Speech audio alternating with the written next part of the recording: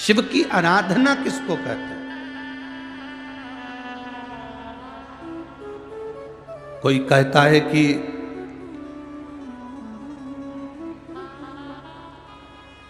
क्यों भटक रहे हो, क्यों जा रहे हो यहां वहां।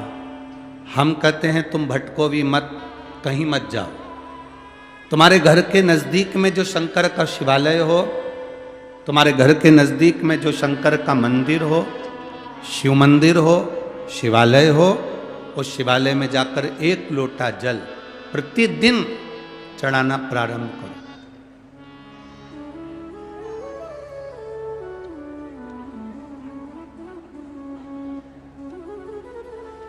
जो प्रतिदिन भगवान शंकर के मंदिर में एक लोटा जल समर्पित करता है, उसका हाथ महादेव पकड़ लेता है, फिर ऐसे ही नहीं छोड़ता, उसको मंजिल तक पहुंचाकर छोड़ता है।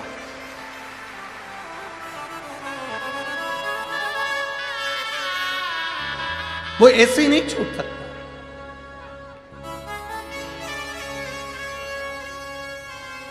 आपने अगर उस पर भरोसा करा है, हां थोड़ा कष्ट हो सकता है, थोड़ी तकलीफें आ सकती है, थोड़ा दुख आ सकता है, जिंदगी में थोड़े थोड़े तकलीफें हर मनुष्य के जीवन में आती है। कोई संत, कोई साधु, कोई गुरु, कोई ब्राह्मण, कोई बहुत बहुत बड़ा महाराज भी अगर तुमको कह दे कि उसकी जिंदगी में दुख नहीं है, तो समझ लेना कि झूठ बोल रहा।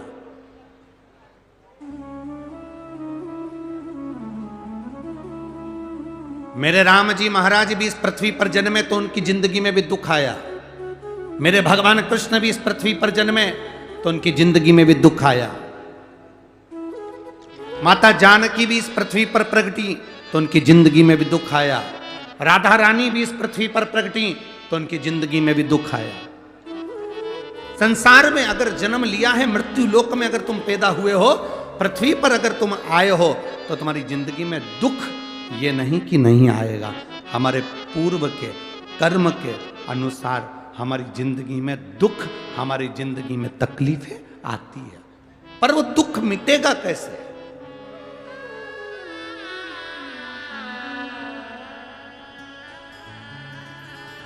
राम जी का दुख कैसे मिटा था?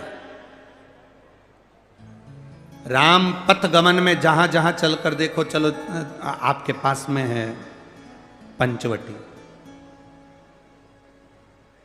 आपके पास में नासिक लगा हुआ है, पंचवटी लगी हुई। ये कथा 19 तारीख को पूर्ण हो जाएगी। 21 तारीख को नासिक में माता गोदावरी के तट पर पंचवटी में 5 दिवसीय कार्तिक महीने में कथा लोगों को श्रवण करने के लिए भक्तों को मिल जाएगी। आपके नजदीक में लगी है पंचवटी, चलो जाओ। जितने राम जी महाराज अयोध्या से लंका तक गए, उसके बीच में जितने राम जी के मंदिर नहीं है, उससे अधिक शंकर जी के मंदिर हैं। उसका कारण केवल एक है, राम जी जहां रुकते थे वहां शंकर भगवान के शिवलिंग की स्थापना करते थे, पूजन करते थे, और वहां से फिर आगे बढ़ते थे, फिर आगे बढ़ते थे, फिर आगे बढ़ते थे। बिना शंकर की आराधना के, बिना शंकर भगवान को एक लोटा जल चढ़ाए बिना मेरे राम जी महाराज आगे बढ़ते ही नहीं थे। भगवान कृष्ण के जीवन का चरित्र उठाकर देखो। मेरे ठाकुर जी का नियम था, एक लोटा जल चढ़ाए बिना कृष्ण आगे बढ़ते नहीं थे। श्री दशरथ जी महाराज के जीवन चरित्र को उठाकर देखिए। सूर्य नारायण भगवान को जल और शंकर भगवान को जल चढ़ाए बिना दशरथ जी महाराज आगे बढ़ते नहीं थे। श्री जनक जी महाराज के चरित्र को उठाकर देखिए। एक लोटा जल चढ़ाए बिना जनक जी महाराज अपनी सभा में नहीं जाते थे।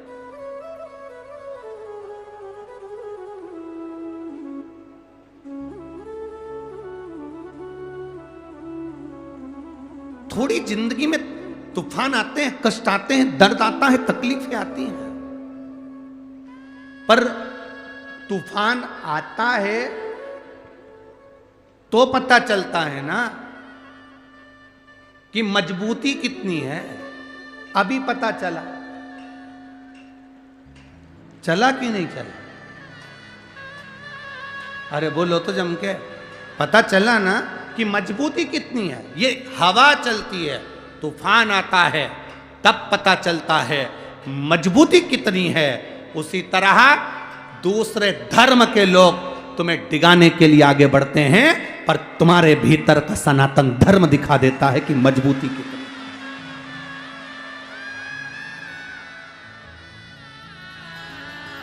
छत्रपति शिवाजी महाराज, जिनकी माता ने कहा कि बेटा सामने किला है और वो किला मुझे चाहिए, शिवाजी कहते हैं माँ क्या बात करती हो, ये किला वहाँ कितना कितना सैनिकों का बल भरा पड़ा हुआ है और मेरे पास में कुछ भी नहीं है, मेरे पास कुछ भी नहीं।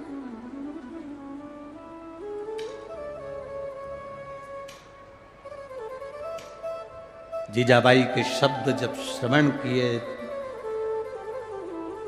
छत्रपति शिवाजी महाराज को छत्रपति का संबोधन स्वयं उनकी माता ने दिया है, स्वयं उनकी माता ने।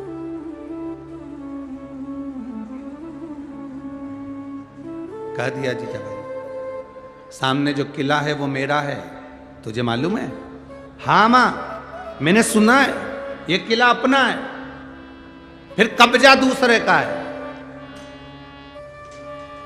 छत्रपति शिवाजी ने कहा बहुत भारी सेना है उसके पास में, बहुत बल है उसके पास में, सेना प्रबल है उसके पास में, मेरे पास इतनी सेना नहीं है।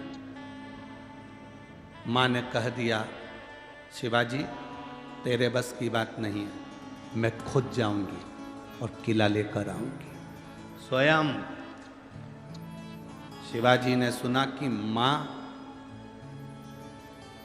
स्वयं किला लेने के लिए जा रही है, स्वयं किला। मां